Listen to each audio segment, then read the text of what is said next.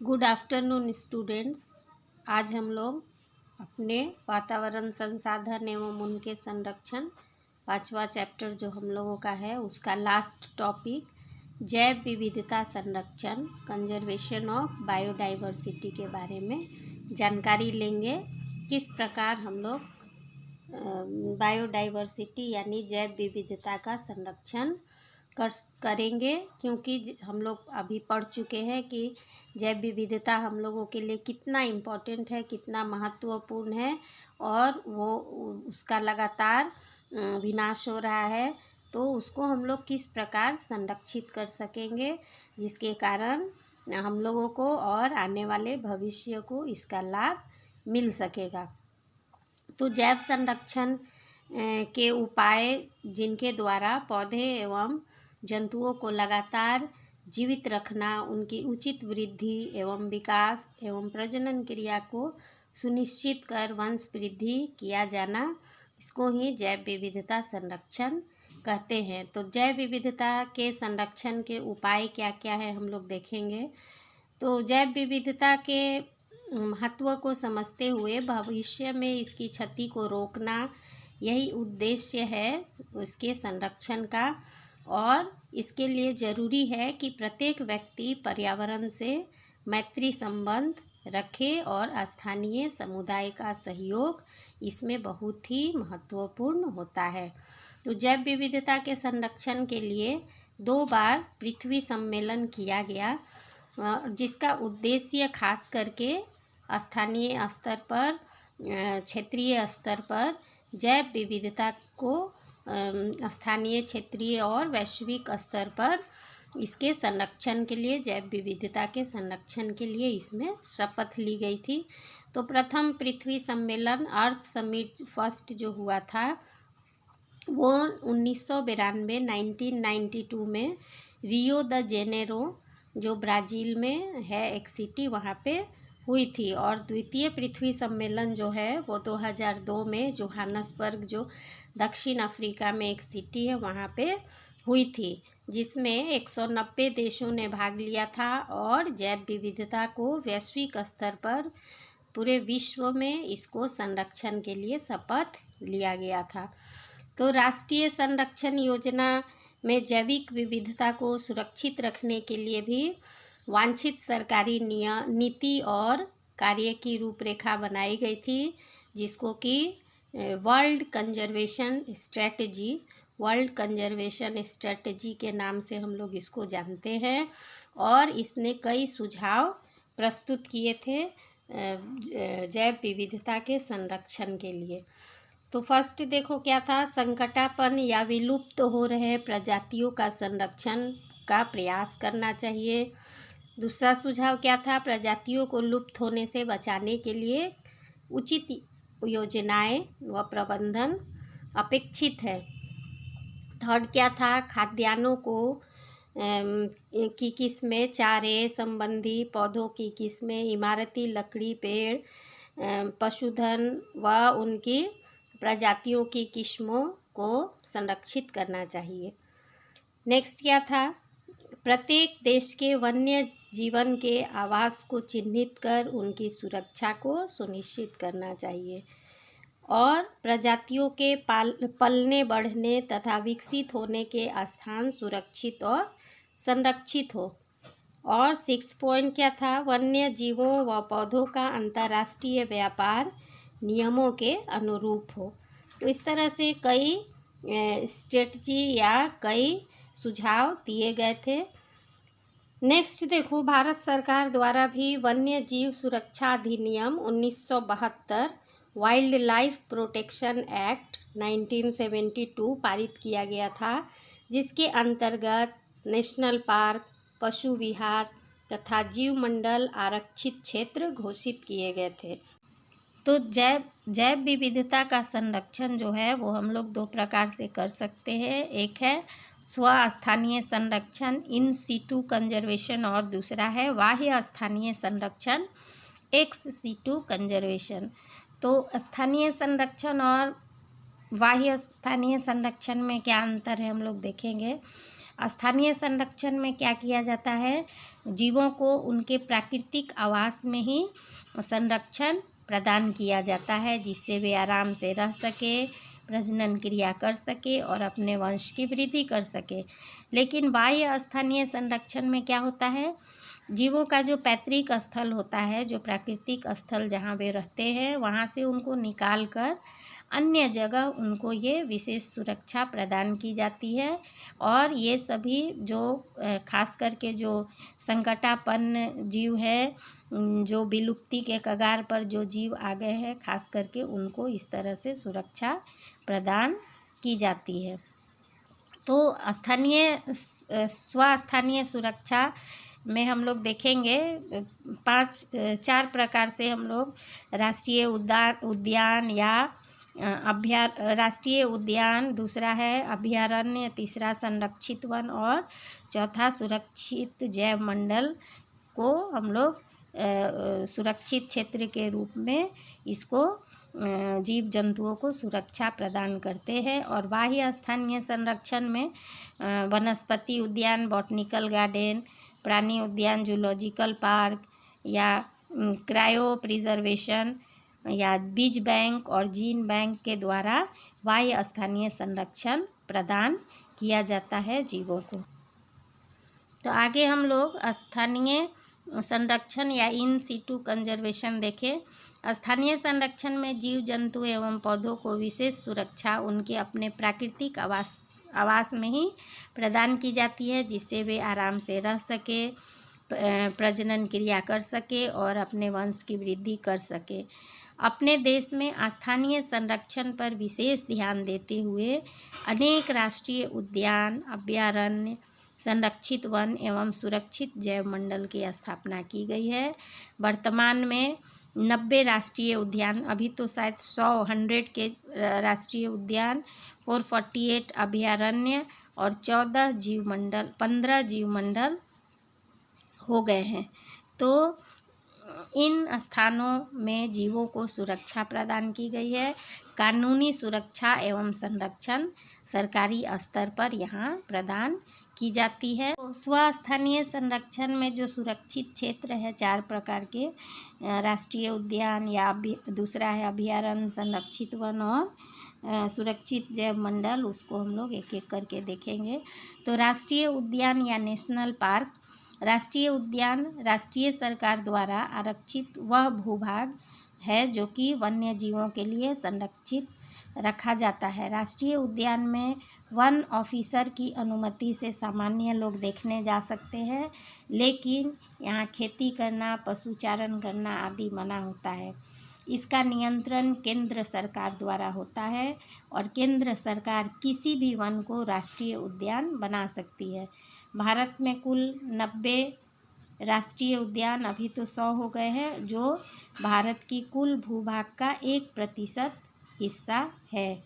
Jim Corbett park, देखो ये भी है उत्तराखंड टाइगर संरक्षण के लिए। काजीरंगा राष्ट्रीय उद्यान आसाम में, जहाँ पे एक सींग का गेंडा संरक्षण किया जाता है, जो यहाँ पे विश्व का 2/3 गेंडा यहाँ पे ही पाया जाता है।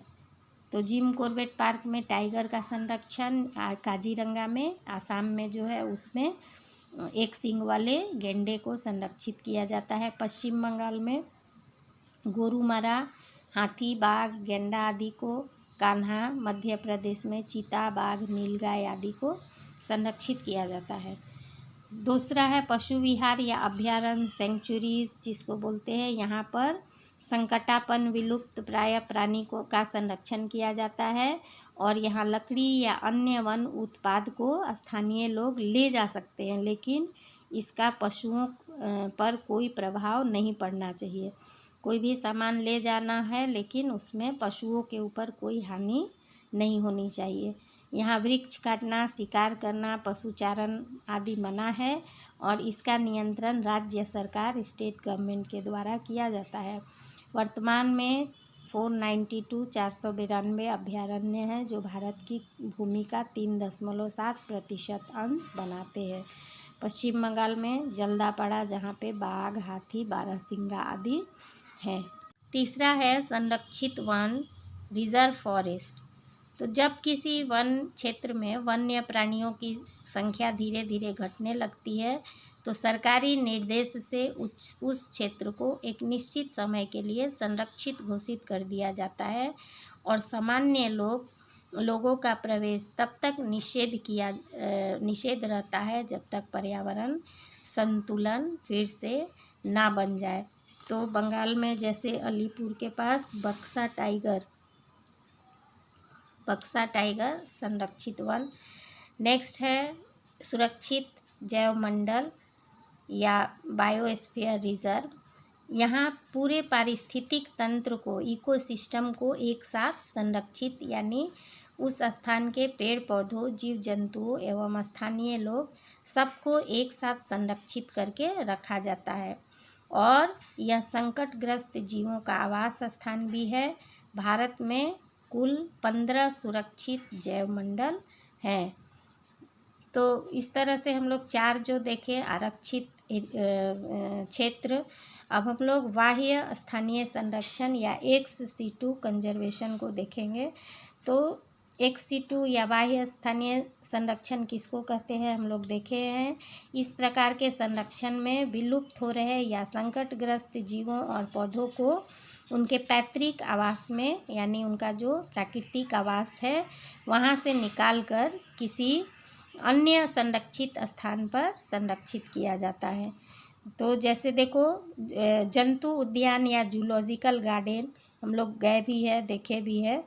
तो यहाँ पे संकटग्रस्त जंतुओं को उनका प्राकृतिक परिवेश उपलब्ध कराते हुए वैज्ञानिक विधि से जीव जंतुओं को संरक्षित किया जाता है और यह भी संरक्षित क्षेत्र का ही हिस्सा है जिसे पर्यटक स्थल के रूप में भी विकसित किया जाता है। पर्यटक यहाँ आते हैं, घूमते हैं, जीव जंतुओं को देखते हैं, जिससे राजस्व की भी प्राप्ति हो सके और आने वाले पर्यटकों को भी सुविधा का ध्यान रखा जाता है।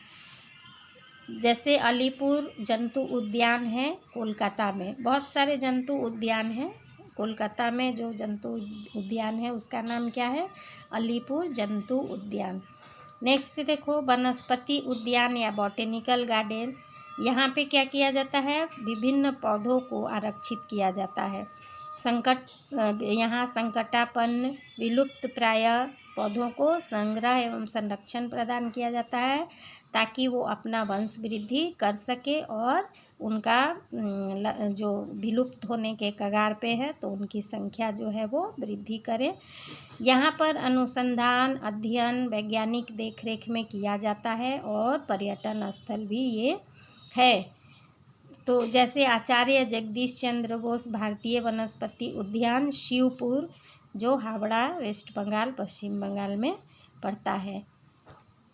अगला है हिमकारी परिरक्षण या क्रायो प्रिजर्वेशन। इसमें जो संकटग्रस्त स्पीसीज है, जातियां हैं, उनके शुक्राणु या स्पर्म को और अंडों को या एग्स को इस विधि द्वारा, हिमकारी परिरक्षण विधि द्वारा संरक्षित किया जाता है। इनको बहुत ही कम तापमान -196 डिग्री सेल्सियस पर तरल नाइट्रोजन में संरक्षित किया जाता है, क्योंकि बहुत कम तापमान पर जैविक क्रियाएं बहुत ही कम हो जाती हैं और जिसके कारण कोशिकाएं जो है वो लंबे समय तक संरक्षित रखी जा सकती हैं। तो इस तरह का हिमकारी परिरक्षण हम लोगों के पश्चिम बंगाल में कहाँ है, कोलकाता में, दार्जिलिंग में। नेक्स्ट है बीज बैंक या सीड बैंक। तो यहाँ पे स्थानीय फसलों के बीज, प्राचीन फसलों के बीज, दालों के बीज, कई प्रकार के बीजों को लंबे समय तक संरक्षित रखा जाता है। नेक्स्ट है जीन बैंक। यहाँ पे दुर्लभ प्राणी के जीन को संरक्षित किया जाता है। तो इस प्रकार हम लोग देखें कि हम लोग जीवों के संरक्षण विभिन्न प्रकार से स्थानीय और बाह्य रूप में कर सकते हैं। नेक्स्ट है जैव विविधता संरक्षण में JFM या जॉइंट फॉरेस्ट मैनेजमेंट तथा PBR पीपल्स डाइवर्सिटी रजिस्टर। तो मानव तथा अन्य जीवों के समुचित विकास और वृद्धि के लिए जैव विविधता का संरक्षण आवश्यक है, ये हम लोग देखें। इसके लिए लोगों की भागीदारी मुख्य भूमिका निभाती है। जैसे एक घटना हुई थी, जोधपुर नरेश 1731 ईस्वी में अपने महल के निर्माण के लिए अपने सैनिकों को हुक्म दिए कि जाके जंगल से लकड़ी काट के लाओ। लेकिन क्या हुआ, वहाँ पे घटना घटा और पास के गांव में एक वैष्णोई परिवार रहता था, विश्नोई परिवार, और उसकी एक महिला थी अमृता। तो अमृता ने वो इतनी जागरूक थी पेड़ पौधों और जैव संरक्षण के प्रति कि उसने पेड़ को काटने से मना कर दिया और खुद को पेड़ से चिपक कर खुद को पहले काटने के लिए सैनिकों को ललकारा। सैनिकों ने मना किया, लेकिन लास्ट में क्या किया, महिला को पेड़ के साथ काट दिया। तो अमृता ने स्वयं को बलिदान कर दिया और उसके परिवार के लोगों ने भी वृक्षों की रक्षा के लिए अपना बलिदान किया। तो इतना बड़ा जागरूकता सभी के अंदर नहीं होती, लेकिन इस तरह की जागरूकतापूर्ण घटनाएं जिससे लोगों का समर्थन जैव विविधता को संरक्षित करने के लिए दिखाई देता है। तो भारत सरकार द्वारा इस महान कार्य के लिए आज भी अमृता देवी विश्नोई वन्य जीव संरक्षण पुरस्कार दिया जाता है। इस तरह की एक और घटना हुई थी 1974 में। गढ़वाल की महिलाओं ने वृक्ष के साथ चिपक कर वृक्ष को काटने से रोकने का काम किया था, जिसे विश्व भर में चिपको आंदोलन, चिपक कर चूँकि वृक्ष को काटने के लिए मना किया था, रोका था, इसलिए इसको हम लोग चिपको आंदोलन के नाम से जानते हैं। तो वन संरक्षण में मानव की भागीदारी को ध्यान में रखकर भारत सरकार ने 1980 में संयुक्त वन प्रबंधन ज्वाइंट फॉरेस्ट मैनेजमेंट JFM लागू किया। और इसका उद्देश्य क्या था, स्थानीय लोगों को साथ लेकर वनों की बेहतर ढंग से रखरखाव और बेहतर ढंग से देखभाल करना, और इसके बदले में स्थानीय लोगों को वहाँ के वृक्षों के उत्पाद जैसे रबड़, दवाई, गोंद, फल आदि का लाभ मिल सकेगा। तो इस तरह से प्रबंधन करके लंबे समय तक के लिए मानव आवश्यकताओं की पूर्ति के साथ आने वाली पीढ़ियों को भी लाभ मिलता रहेगा। इससे जलवायु परिवर्तन को भी रोकने का कार्य हो सकेगा। ज्वाइंट फॉरेस्ट मैनेजमेंट या संयुक्त वन प्रबंधन का उद्देश्य क्या क्या है, तो स्थानीय लोगों को साथ लेकर सरकार वन का रखरखाव और संरक्षण दोनों करेंगे।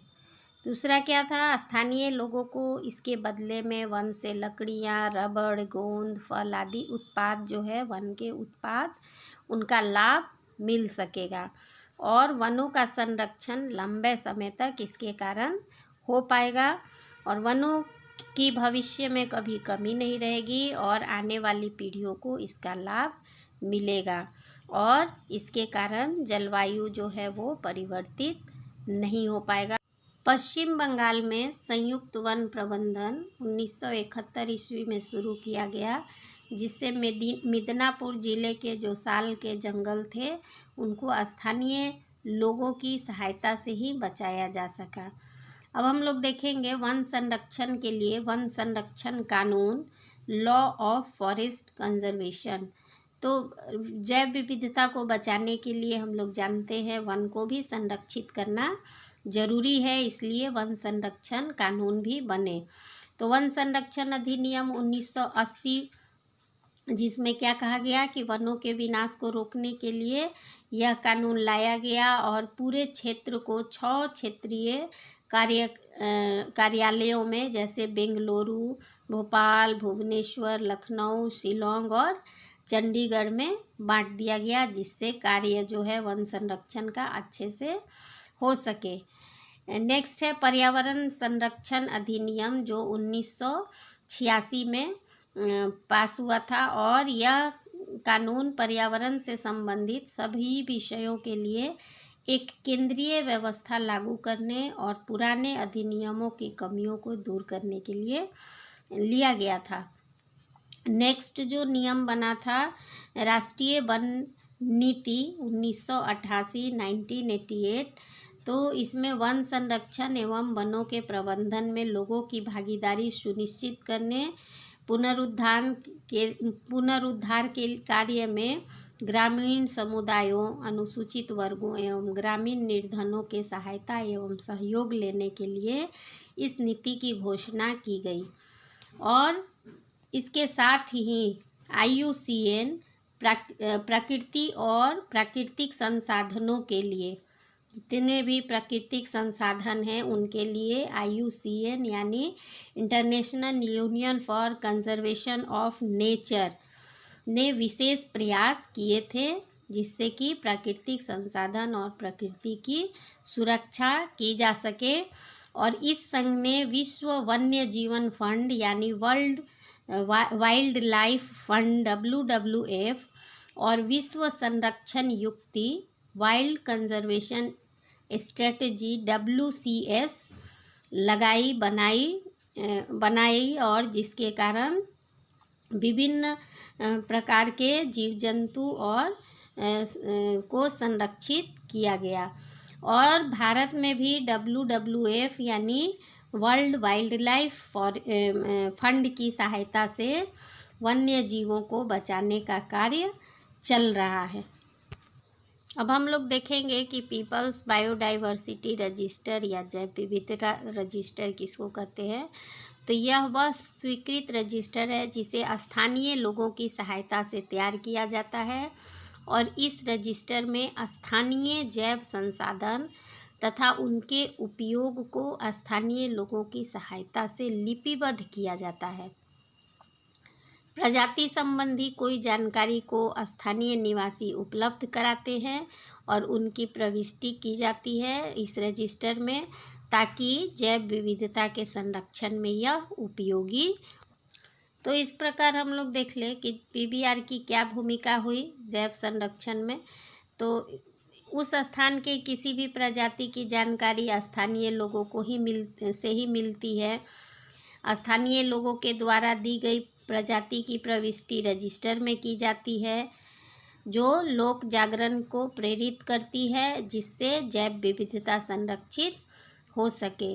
और इस रजिस्टर में उस जगह की भूमि की जानकारी, हॉटस्पॉट की जानकारी, धार्मिक, सांस्कृतिक, संकटग्रस्त प्रजाति की सभी प्रकार की जानकारी स्थानीय लोगों की सहायता से मिलती है, जो जैव विविधता को संरक्षित करने में मददगार होता है। हम लोग देखते हैं कि जैव विविधता और मनुष्य यानी बायोडाइवर्सिटी और मैन इसमें क्या रिलेशन है। तो मनुष्य अपने आविर्भाव से ही, अपने उत्पत्ति से ही अपने विभिन्न आवश्यकताओं की पूर्ति के लिए प्रकृति के ऊपर हमेशा ही निर्भर रहा है, हम लोग जानते हैं। लेकिन तीव्र जनसंख्या वृद्धि एवं आवश्यकता की वृद्धि जो लगातार हुई, जिसके कारण मनुष्य प्राकृतिक संसाधनों का शोषण तेजी से करने लगा और पर्यावरण और उसकी जैव विविधता का क्षरण हुआ। और जैव विविधता का निर्माण विभिन्न प्रकार के पौधों और जीवों के सहयोग से निर्मित है और इसके व्यवस्थित रूप से संपूर्ण खाद्य श्रृंखला बनती है। खाद्य श्रृंखला कैसे बनता है? उत्पादक, उपभोक्ता, प्रथम उपभोक्ता, द्वितीय उपभोक्ता। तो जिसमें पौधों एवं शैवाल खाद्य श्रृंखला के प्रथम स्तर है, जिन्हें प्राथमिक उत्पादक कहा जाता है। और इसी प्रकार से अन्य खाद्य श्रृंखलाएं भी बनती है और जीवों का जीवन खाद्य श्रृंखला के द्वारा वातावरण एवं जीवों के बीच संतुलन बनाकर चलता रहता है। तो इस प्रकार जैव विविधता और मनुष्य एक दूसरे से संबंधित रहते हैं। अब हम लोग देख लेते हैं कि रेड डाटा बुक किसको कहते हैं। तो इसमें ये एक ऐसा बुक है, ऐसा पुस्तक है जिसमें पूरे विश्व में विलुप्त प्राय या इंडेंजर्ड स्पीसीज जो ऐसे प्रजातियों की सूची है जो संकटापन्न है, यानी अब विलुप्त होने के कगार पर है, जिसे संरक्षित करना और विलुप्त होने से बचाना जरूरी है। तो इस पुस्तक में उन्हीं जीवों का सूची होता है। जैव विविधता को संरक्षण प्रदान करने के लिए विभिन्न क्षेत्रों एवं पारितंत्र का सर्वेक्षण कर रेड डाटा बुक का प्रकाशन कर उसमें सम्मिलित पौधों के बारे में आम लोगों को जानकारी प्रदान करना जरूरी है, क्योंकि यदि किसी कारणवश एक स्थान से कोई पौधा समाप्त हो जाता है तो संभव है कि अन्य कहीं कोई वह पौधा लगाया हो और इस प्रकार पौधों को विलुप्त होने से बचाया जा सकता है।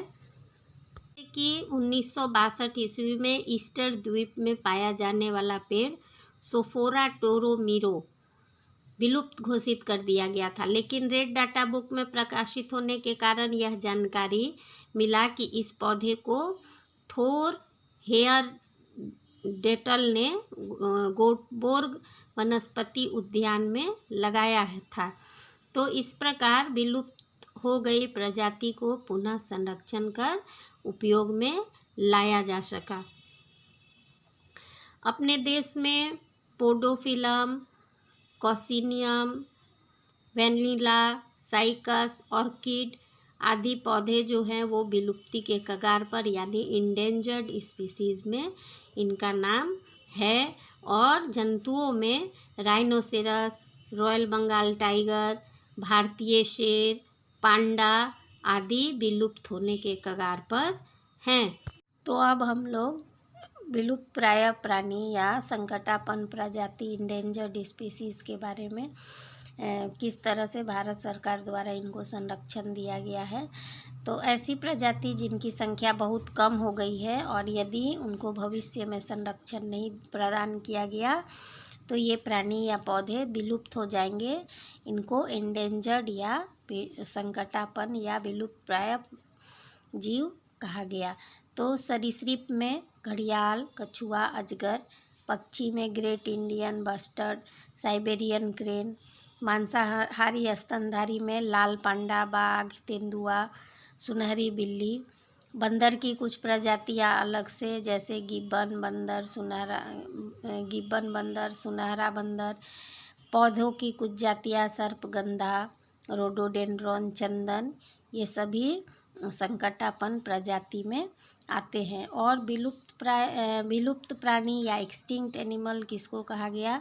कुछ ऐसे प्राणी जो अब पृथ्वी पर विलुप्त हो चुके हैं, दिखाई नहीं देते हैं, उनको विलुप्त प्राणी या एक्सटिंक्ट एनिमल कहा जाता है। जैसे लाल सिर वाला बतख, पहाड़ी कोयल, पैसेंजर पिजन, डोडो, ये सभी अब दिखाई नहीं देते।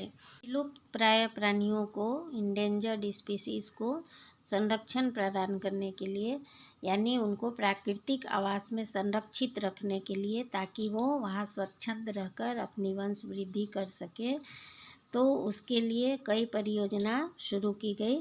तो देखिए हम लोग फर्स्ट बाघ परियोजना या टाइगर प्रोजेक्ट जो भारत सरकार WWF यानी वर्ल्ड वाइल्ड लाइफ फंड की मदद से बाघ के संरक्षण के लिए, उनकी संख्या बढ़ाने के लिए 1973 में बाघ परियोजना चलाई गई।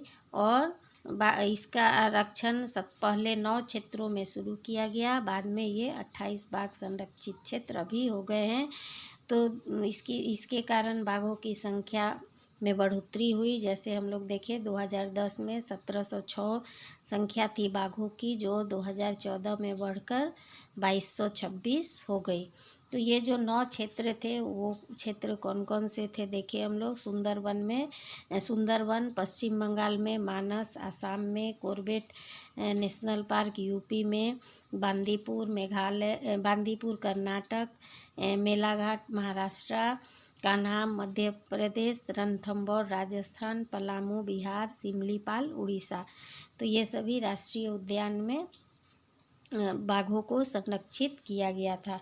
इसके बाद शेर परियोजना, लायन प्रोजेक्ट, जो शेरों की घटती संख्या को देखकर भारत सरकार द्वारा 1972 ईस्वी में शेर परियोजना की शुरुआत गुजरात के गिर राष्ट्रीय उद्यान से शुरू की गई थी और इसके बाद कूनो वन्य जीवन अभयारण्य मध्य प्रदेश, जूनागढ़ आदि में और चंद्रप्रभा अभयारण्य यूपी के द्वारा शेरों को संरक्षण प्रदान किया गया। इसके बाद गैंडा परियोजना या राइनोसिरस प्रोजेक्ट, जो वर्ल्ड वाइल्ड लाइफ फंड की मदद से 1987 ईस्वी में शुरू की गई थी और सबसे पहले दुधवा टाइगर रिजर्व में गैंडा परियोजना 1984 में शुरू किया गया। इसके बाद आसाम में शिवसागर नेशनल पार्क में एक सींग वाला गेंडा, पश्चिम बंगाल गोरुमारा, जल्दापाड़ा, इसके बाद आदि में गेंडा परियोजना शुरू किया गया था जिसमें गेंडों को संरक्षित किया गया। इसके बाद है मगरमच्छ परियोजना या क्रोकोडाइल प्रोजेक्ट। यह देश की सबसे सफल बाह्य स्थानीय परियोजना यानी एक C2 प्रोजेक्ट के रूप में एक है और ये 1975 में शुरू की गई और इसको संरक्षित कहाँ किया गया। राष्ट्रीय चंबल अभयारण्य मध्य प्रदेश, सोन नदी अभयारण्य बिहार, सुंदरवन राष्ट्रीय उद्यान पश्चिम बंगाल, जिसको कि भगवतपुर मगरमच्छ परियोजना के नाम के द्वारा जाना जाता है।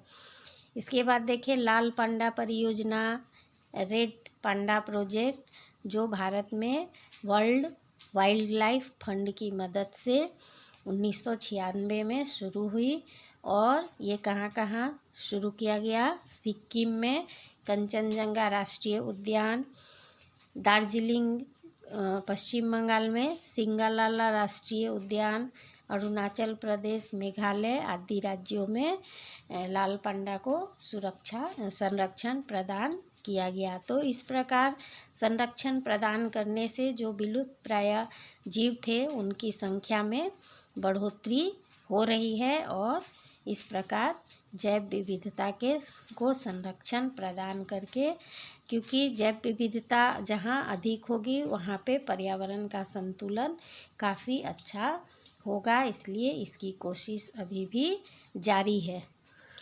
हम लोग कुछ ऐसे भी क्षेत्र को देखेंगे जहाँ पे जैव विविधता बहुत ही उच्च है, यानी जैव विविधता बहुत ज़्यादा है।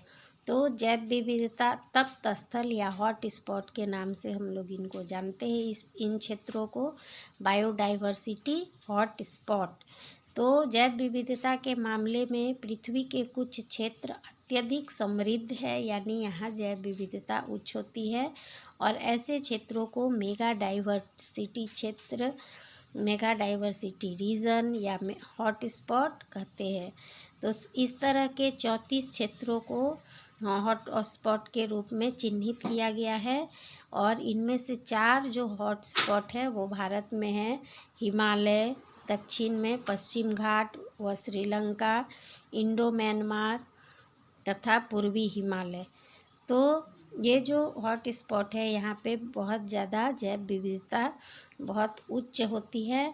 जैसे कलश पादप जो है पिचर प्लांट, वो मेघालय के खासी पहाड़ियों में ही पाया जाता है, क्योंकि उच्च स्थानिक जातियाँ एक विशेष भौगोलिक क्षेत्रों में ही सीमित रहती हैं।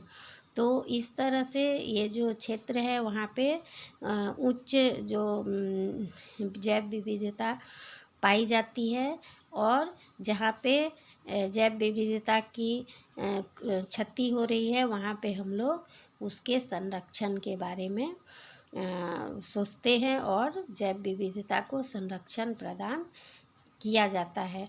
तो इस प्रकार हम लोगों का लास्ट चैप्टर यहीं पे एंड होता है और हम लोग क्वेश्चन आंसर आगे करेंगे।